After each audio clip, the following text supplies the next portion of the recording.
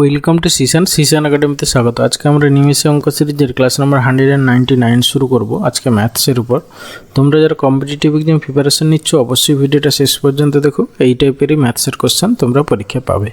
ওকে, তার আগে বলবো ভিডিওটা মন দিয়ে শেষ পর্যন্ত দেখো, আর যদি ভালো লেগে থাকে তাহলে অবশ্যই একটা লাইক করো, বন্ধুদের সঙ্গে শেয়ার করো, আর চ্যানেলে নতুন হলে অবশ্যই সাবস্ক্রাইব করো। ওকে, চলো লেটস স্টার্ট। ফার্স্ট কোশ্চেন কী আছে দেখে নাও। বলেছে যে লঘিষ্ঠ সংখ্যাকে 7, 14, 15, 18 দ্বারা ভাগ করলে প্রতি ক্ষেত্রে 5 ভাগশেষ থাকে, তাহলে সংখ্যাটি কত? ঠিক আছে, তাহলে আমরা কি করব, জাস্ট কিছুই নেই, এদের এলসিএম বের করব, করে তার সঙ্গে 5 অ্যাড করব, যা হবে সেটাই অ্যান্সার। এবার এলসিএম বের করার সবথেকে সোজা নিয়ম দেখো, এখানে দেখো তোমার এই 7 হচ্ছে 14-র মধ্যে 7 আছে, ঠিক আছে। আমরা দেখো এলসিএম তোমরা এমনি ওই মানে যেভাবে করে সেভাবে করতে পারো, বাট আমি একটা নতুন প্রসেস বলছি, দেখো বুঝতে পারো কি না। সবথেকে বড় সংখ্যাটা আগে লিখে নাও, 18 লিখে নিলে ইন্টু, তারপরে আসো 7, ঠিক আছে। এবার প্রথমের দিকে আসো, হ্যাঁ প্রথমে দেখো এই 18 যেটা নিলাম তার মধ্যে তো আর 7 নেই, তাহলে 7কে আমরা গুণ করে নিলাম ইন্টু, দেখো এখানে কত আছে 14 দেখো এইখান থেকে 7 আছে আর এর মধ্যে একটা 2 আছে, তাহলে 14 অটোমেটিকলি আমরা নিয়েছি। এবার হচ্ছে কি 15 দেখো 3 অটোমেটিক্যালি তোমার 18-র মধ্যে আছে, কিন্তু এই টোটাল 18 × 7-এর মধ্যে 5 নেই, ঠিক আছে, কারণ 5 3 15, 3টা এখানে আছে 5টা নেই, তাহলে ব্যাস। মানে কি এক্সট্রা রিমেনিং ফ্যাক্টরগুলো গুণ করতে করতে যাব। প্রথমে বড়টা লিখে নিলাম, নেওয়ার পরে রিমেনিং ফ্যাক্টর যেগুলো নেই সেগুলো গুণ করতে করতে যাব, ব্যাস। এটা গুণ করো, দেখো হচ্ছে 630, 18 হচ্ছে 90, 9 7 63, মানে হচ্ছে 630। এবার বলেছে প্রতি ক্ষেত্রে 5 ভাগশেষ থাকবে, তাহলে +5, মানে আমাদের অ্যান্সার হবে 635। ওকে, তাহলে অপশান সি অ্যান্সার। আর একটা প্রসেস, এটা ডিভিজিবিলিটি রুল দিয়ে বা বিভাজ্যতা রুল দিয়ে আমরা এই কোশ্চেনটা সলভ করতে পারি। কিভাবে দেখো, প্রথমে বলেছে এত দ্বারা ভাগ করলে প্রতি ক্ষেত্রে 5 ভাগশেষ থাকবে, ঠিক আছে। তাহলে আমাদের যে অ্যান্সারটা হবে, হ্যাঁ অ্যান্সারটা কি হবে না, হচ্ছে গিয়ে একটা নাম্বার, সার্টেন নাম্বার, সেখান থেকে আমরা 5 বাদ দিয়ে দেওয়ার পরে, ঠিক আছে, অ্যান্সারটা কি হবে তোমার এই যে এক্সটা হচ্ছে গিয়ে এদের এলসিএম প্লাস হচ্ছে 5, হ্যাঁ। আচ্ছা এক্সটাকে আমরা এলসিএম লিখে দিচ্ছি, এলসিএম। আচ্ছা এলসিএম মানে কি, তোমার 7 দিয়ে 14 দিয়ে 15 দিয়ে 18 দ্বারা ডিভিজিবল হবে, তাহলে এই 5টাকে তুমি বাদ দিয়ে দাও, মানে কি যে অ্যান্সারটা হবে সেগুলো থেকে সবার থেকে 5 প্রথমে বাদ দিয়ে দাও, পড়ে থাকবে যেটা সেটাকে দেখো ডিভিজিবিলিটি রুল অ্যাপ্লাই করো। সেটা হচ্ছে গিয়ে দেখো 18 দ্বারা ডিভিজিবল হতে হবে, প্রথমে যদি 9-এর মাল্টিপল বা 3-এর মাল্টিপল থাকে সেইগুলো আগে টেস্ট করবে, ঠিক আছে। তাহলে দেখো 18 দ্বারা ডিভিজিবল মানে কি 9 দ্বারা ডিভিজিবল। এবার প্রতিটা থেকে প্রথমে 5 বাদ দিয়ে দাও, এটা থেকে 5 বাদ দিলে এটা পড়ে থাকবে 590, এটা হচ্ছে 600, এটা 630, আর এটা হচ্ছে 650। এগুলো মুখে মুখে ভাবতে হবে আর কি, ঠিক আছে, আমি করে দেখাচ্ছি। এবার দেখো এরপরে হচ্ছে 9 দ্বারা ডিভিজিবল হবে, মানে ডিজিটাল সাম 0 হতে হবে। এর ডিজিটাল সাম কত দেখো 5, এর ডিজিটাল সাম 6, এর ডিজিটাল সাম 0, এর 11 মানে 2, তাহলে একমাত্র এইটা হবে অ্যান্সার, ঠিক আছে, ব্যাস অপশান সি অ্যান্সার। এভাবেও ডিভিজিবিলিটি রুল দিয়ে তোমরা অ্যাপ্লাই করতে পারো। এরপরে এসে কোশ্চেন নাম্বার 2, বলেছে কয়েকজন রাজমিস্ত্রি 9 দিনের মধ্যে একটি কাজ করার প্রতিশ্রুতি দিয়েছিল, কিন্তু তাদের মধ্যে 5 জন অনুপস্থিত ছিল এবং রাজমিস্ত্রিরা 12 দিনের মধ্যে কাজটি করেছিল। রাজমিস্ত্রিদের আসল সংখ্যা কত? ঠিক আছে, তাহলে প্রথমে কি বলেছিল, কয়েকজন রাজমিস্ত্রি 9 দিনের মধ্যে একটি কাজ করার প্রতিশ্রুতি দিয়েছিল, কিন্তু তাদের মধ্যে 5 জন অনুপস্থিত ছিল, হ্যাঁ, এবং রাজমিস্ত্রিরা 12 দিনের মধ্যে কাজটি করেছিল। আচ্ছা তাহলে প্রথমে আমরা আসল ধরো x জন ছিল ধরে নিলাম রাজমিস্ত্রি, তাহলে অ্যাকচুয়ালি কাজটা টোটাল x × 9, এইটা হচ্ছে গিয়ে টোটাল ওয়ার্ক ছিল, এত ইউনিট ওয়ার্ক ছিল, সেইটা হচ্ছে গিয়ে দেখো কিন্তু 5 জন অনুপস্থিত ছিল, তাহলে কতজন ছিল x - 5, এতজন কাজ করেছিল। টাইম কত লেগেছে না হচ্ছে 12 দিন, ঠিক আছে, তাহলে এত × 12, তাহলে এখান থেকে x-এর ভ্যালু বের করে যা হবে সেটাই অ্যান্সার। ওকে, প্রথমে একটু ছোট করে নাও, 3 × 3 = 9, আর হচ্ছে গিয়ে 3 × 4 = 12, তাহলে এদিকে 4x ওদিকে 3x, মানে শুধু x ইকুয়াল টু হচ্ছে 5 × 4 = 20, তাহলে 20, মানে প্রথমে আসল হচ্ছে কি রাজমিস্ত্রির সংখ্যা কত না 20, মানে অপশান বি অ্যান্সার। ওকে, এরপরে আসি কোশ্চেন নাম্বার 3।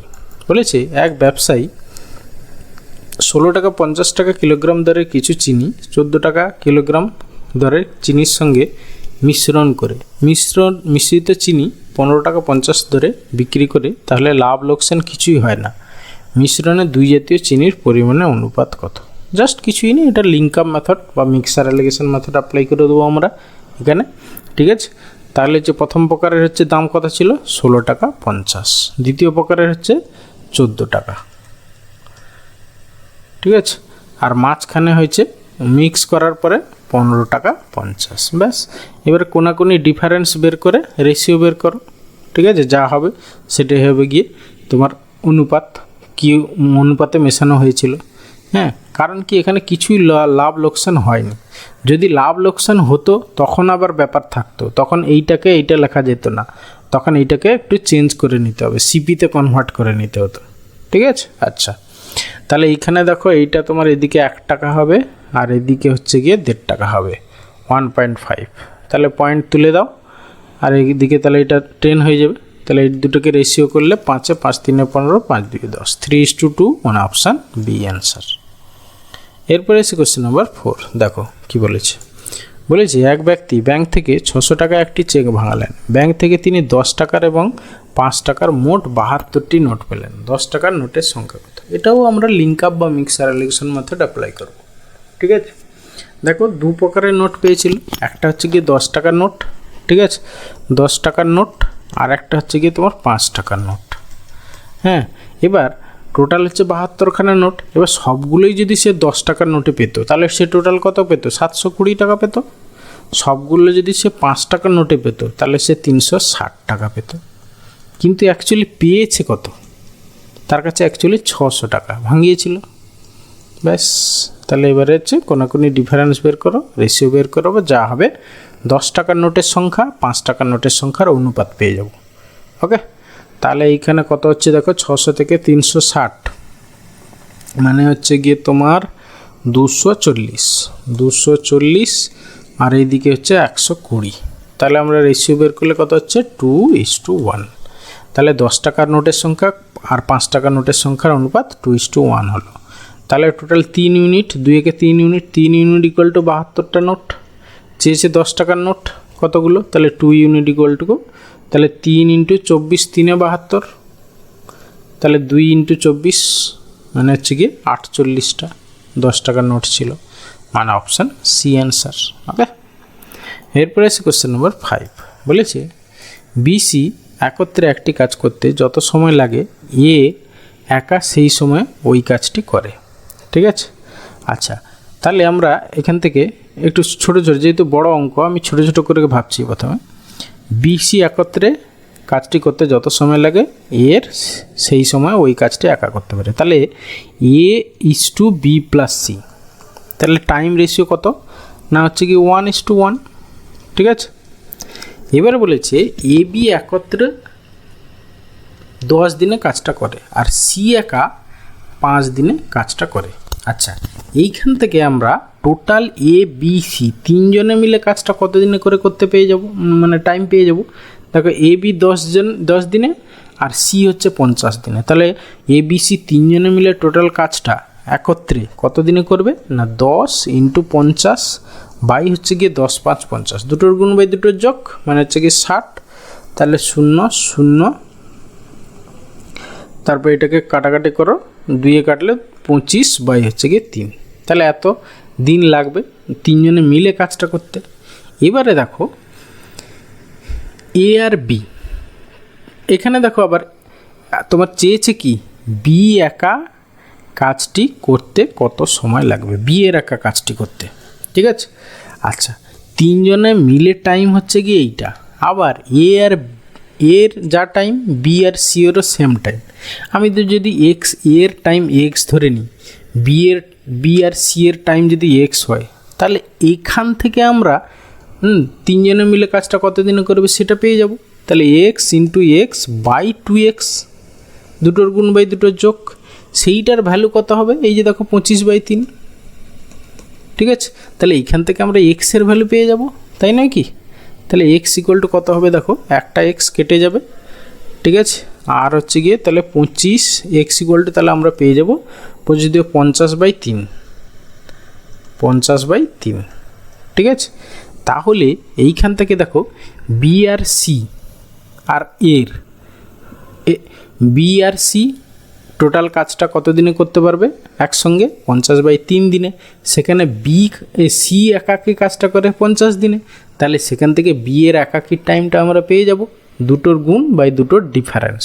তাহলে 50 ইন্টু 50/3 বাই হচ্ছে এই দুটোর ডিফারেন্স, মানে 50 মাইনাস 50/3 করলে কত হবে, মানে 50 হচ্ছে 100/3, ঠিক আছে, মানে 3 5 15 150 মাইনাস 50 মানে 100/3। ব্যাস, এটাকে সিম্পলিফাই করো, এই 3 কেটে গেল, 50 2 100 আর 2 25, ঠিক আছে। তাহলে বি একাকে কাজটা কত দিনে করে? 25 দিনে, মানে অপশান সি অ্যান্সার। এবার আমি একটু প্রথম থেকে রিক্যাপ করে দিই। দেখো আমরা কি বলেছিল, বি আর সি একত্রে কাজটা করতে যা সময় লাগে এর একা সেই সময় লাগে। তাহলে A is to B plus C time ratio 1:1, okay. এবারে দেখো এ বি হচ্ছে একত্রে 10 দিনে আর সি একাকি কাজটা 50 দিনে। তাহলে এ বি সি তিনজনে মিলে কাজটা কত দিনে করবে না, হচ্ছে দুটোর গুণ বাই দুটোর যোগ 25/3 দিনে। এবারে এর টাইম এক্স ধরে নিলাম, বি আর সি এর টাইম এক্স ধরে নিলাম, কারণ কি এই যে 1:1, তাহলে এক্স ইন্টু এক্স বাই সেই আবার দুটোর গুণ বাই দুটোর যোগ ইকুয়াল টু তাহলে এই 25/3ই হবে, ঠিক আছে। তাহলে সেখান থেকে আমরা এক্সের ভ্যালু বের করে নিলাম, মানে কি বি প্লাস সি দুজনের মিলে কাজটা করে হচ্ছে কি 50/3 দিনে, আর সি একাকি কাজটি করে 50 দিনে। তাহলে সেখান থেকে বি একাকি কাজটা করে কত দিনে পেয়ে যাব, দুটোর গুণ বাই দুটোর ডিফারেন্স। ব্যাস, সেখান থেকে অ্যান্সার পেয়ে গেলাম বি একাকি কাজটা করে 25 দিনে, ওকে। এরপরে এসে কোশ্চেন নাম্বার 6 বলেছে কোনো ব্যবসায়ী ক্রেতাকে 5% কমিশনে তার জিনিস বিক্রি করে, 14% লাভ করতে চাইলে তাকে জিনিসের মূল্য X% অধিক ধার্য করতে হয়। তাহলে এক্সের মান হলো ড্যাশ, ঠিক আছে। তাহলে দেখো, ধরো সাপোজ প্রথমে কোনো জিনিসের দাম বাড়ানো হয়েছে, মানে কি +X%, সেখান থেকে -5% করা হয়েছে, কমিশন দেওয়া হয়েছে, রেজাল্ট্যান্ট হয়েছে তোমার 14%।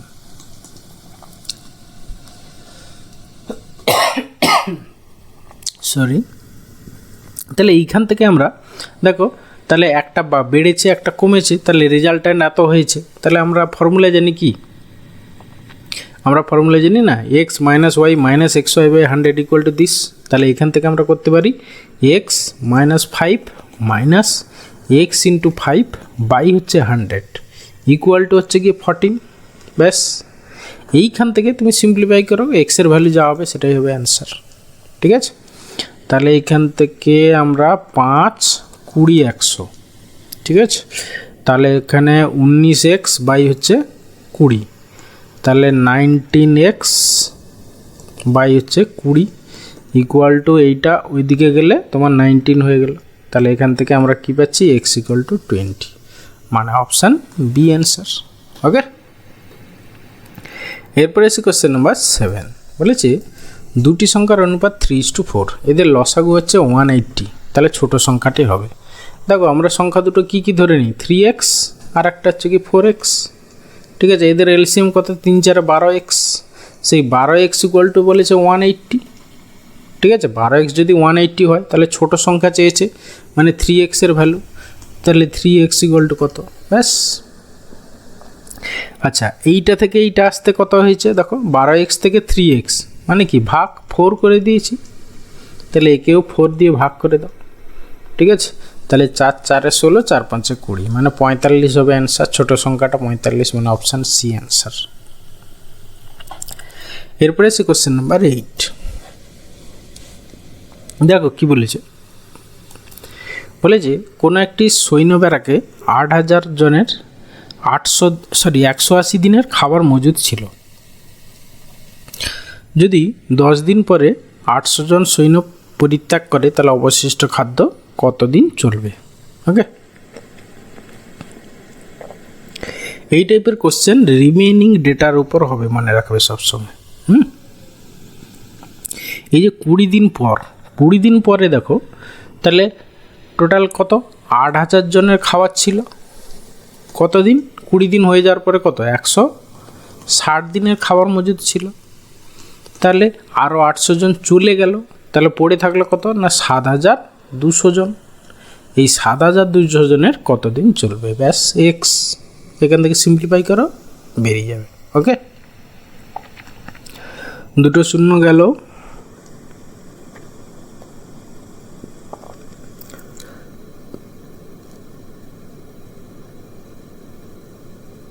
আচ্ছা, কোথাও গন্ডগোল হচ্ছে কি?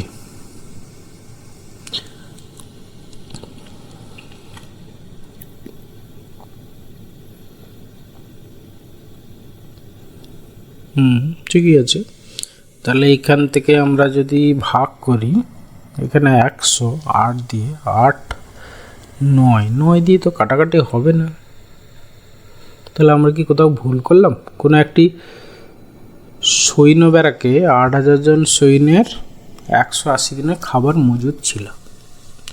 20 দিন পর 800 জন ব্যারাক পরিত্যাগ করে, 20 দিন পর। তাহলে 180 থেকে 20 বাদ দিলে 160। তাহলে 8000 জনের খাবারটা যেটা 160 দিন চলতো, সেইটা 7200 জনের কতদিন চলবে? এই তো হচ্ছে ব্যাপার। ঠিকই তো আছে আমাদের।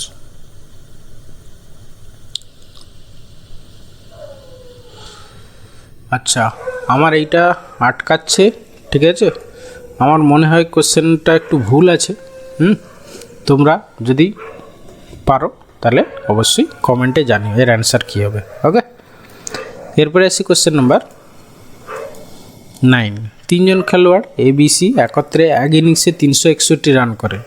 এ ও বি এর রানের অনুপাত এবং BC রানের অনুপাত হচ্ছে 3:2।